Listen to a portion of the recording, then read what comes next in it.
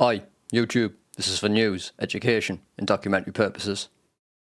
So listen, this is going to be your last chance to get involved for the giveaway for the DaVinci IQ2. It will be closing tomorrow, and it will be getting drawn live over on my Twitch channel at 6 PM. If this is the first you're hearing about this, go and check out my profile. There's a premiered video. It's the 250 sub giveaway video. There's a Google form that you will need to click to provide an answer to a question. The question is, what is my favourite medical strain? Now, if this is the first time you're hearing of this, you're probably wondering, how will I know that? I've covered it a couple of times, or mentioned it a couple of times in some of the videos that I've covered, different strains, etc. I mentioned it a few times, so go and do your homework. And if you do enter, I wish you the very best of luck. Most of you don't care what I've got to say. I probably wouldn't want to listen to me babble on neither. But you're not going to see the buds here if that's what you're looking for. There's a pinned comment. Click it. The buds are there. I have just saved you about 5 minutes of your life.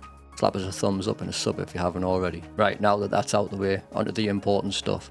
Let's take a little look at some Pure SunFarms Pink Kush. The Pure SunFarms Pink Kushes came in a zip, which, as you're aware if you've been around the channel for a while now, I'll prefer these zips over the containers. I got asked the other day actually as to why I prefer the zips over the containers, and there's a few reasons as to why that is. Mainly for me, when I first got involved back in June 2021, the glue / sealant that they were using is obviously liquid and it has to dry to create the sealant.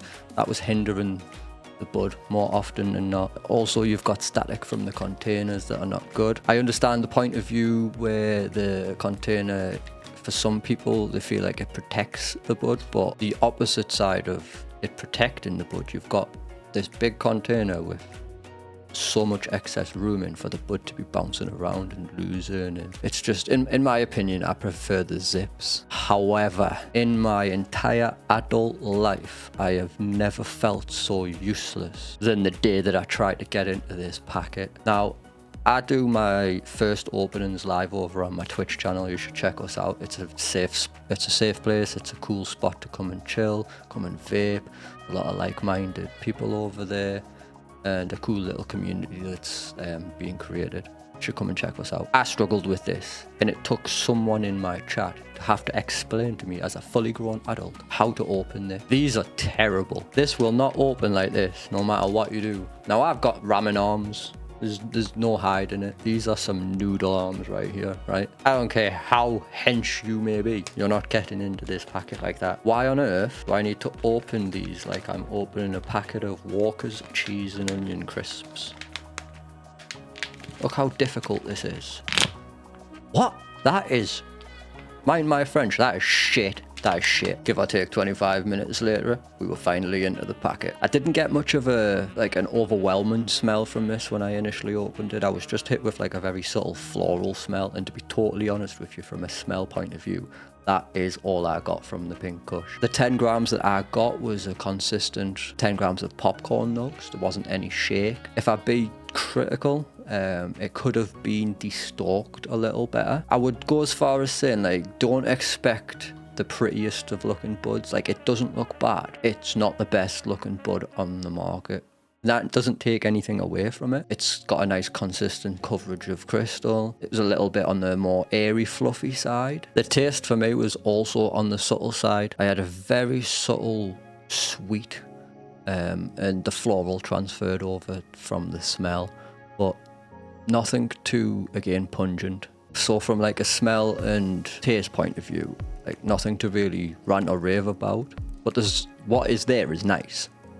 No denying that. Might be worth mentioning that I have just changed the way that I vape. So initially, some of you might know, I'm using a venti. I am now using a ball vape, which you may see just off to the side of me here. Well, not the ball vape itself, but the bong that I use the ball vape through. I am gonna try and get together a little video in more detail covering that. Do you use a ball vape?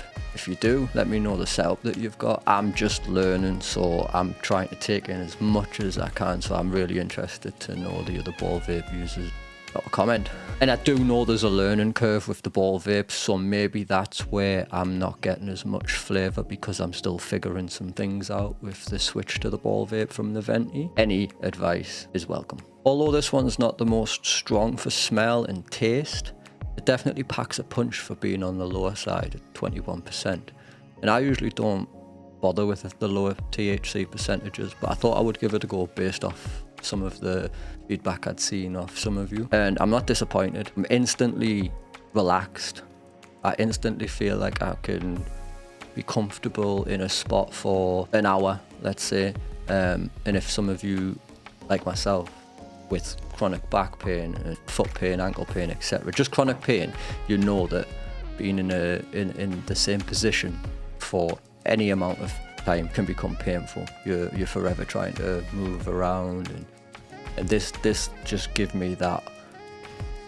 I didn't actually sit back in my chair. I felt like I was forced back in my chair, which I was really surprised by. So I think this one, for people who may have overlooked it, thinking that it might not pack the punch that you require, it may be one to take a punt at, because my tolerance levels are quite high. By quite, I mean the tolerance levels are there. I wish they weren't, then I wouldn't need to medicate as much to get the pain relief, right? But yeah, I think this is one that if you've overlooked it, maybe give it a reconsideration. I'm a big fan of the Pink Kush, and especially for the price. And at that price, with the effects, although it doesn't have the pungent smell or taste that some of you may be after, there is still a taste there, there is still a smell there. I think this is a great nighttime strain, especially again for the price. So the Pink Kush for me, it's a thumbs up. If you've made it this far, drop your favourite emote in the comments for me. Slap a thumbs up on the video. I do see that 66% of you are not subscribed yet, so if you would, could you drop me a sub as well? I'm trying to hit 500 subs before the end of the year, and it would help me massively. And listen, once again, this is the last chance you're going to have to get entered into the giveaway. If you do enter, I wish you all the very best of luck, and I'll see you over on my Twitch channel for the live draw tomorrow at 6 PM. I look forward to seeing you in the next one. But for now, stay safe and peace out.